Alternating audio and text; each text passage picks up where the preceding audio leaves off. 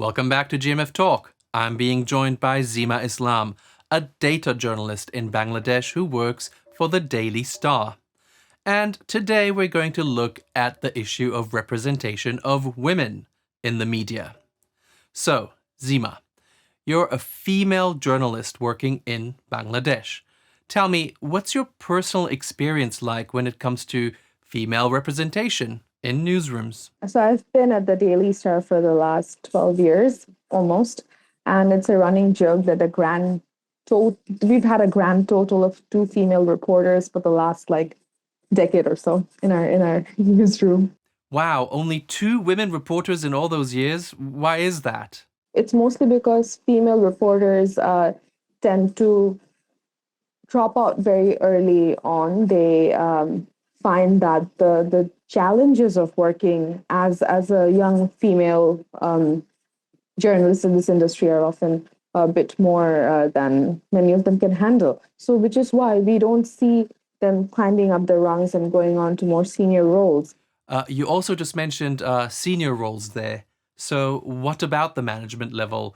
What is the representation of women like higher up? Is it just as bad? There's barely any women in management. We don't see women in senior positions. For example, this is an institution that's been around since 1991, but we only opened a daycare last 2 years ago. And that's because we finally had a woman in a senior role, a management position, who was having a baby. And she needed a place to, keep her child while she worked. And that's why we decided to open a daycare. But men have been having babies for the last 33 years, I'm presuming. There was never any demand for a daycare in our workplace until there was a woman in a leadership position. It was only after we had a woman in leadership position that we decided that this is the time to have a sexual harassment committee that can which can investigate claims of sexual harassment and allegations of abuse of any sort. It's only when we have women in leadership positions that we have, say, child protection policies or safeguarding policies. When men run an institution, you end up not having these very basic tenets of ethical operations in practice, I believe. So, what I hear is that the infrastructures for equality are not in place unless a woman comes in and puts them in place. Would that be a correct assessment?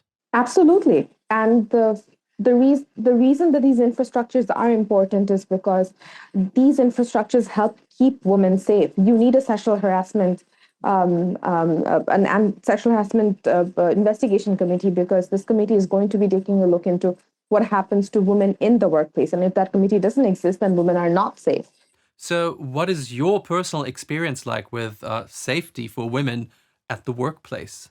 I have spent so many years of my life facing sexual harassment as a journalist, inside newsrooms and outside, especially from my sources, especially when I go out to interview people or meet people.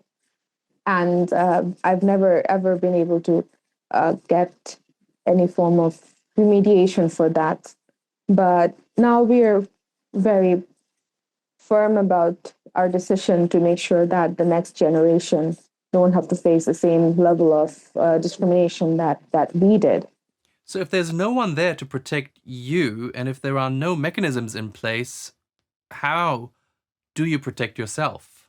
I think for my generation, it was just sheer grit. That was it. Like, I've worked so hard for this. I was not going to let a man, regardless of whether or not he's an abuser, get in between me and what I'm set out to achieve. Wow, there's a lot of food for thought in the things you're telling me, a lot of things that we clearly and undoubtedly need to improve on. So, what do you think we can all do individually to become part of the solution to these big inequalities and even abuses? We need to make a conscious effort to make sure that we are making diversity a priority in everything. We're making a diversity and priority in recruitment, in representation in media, in who we are calling up and asking for quotes. And unless diversity is put in place as an agenda to achieve, it's never just going to get there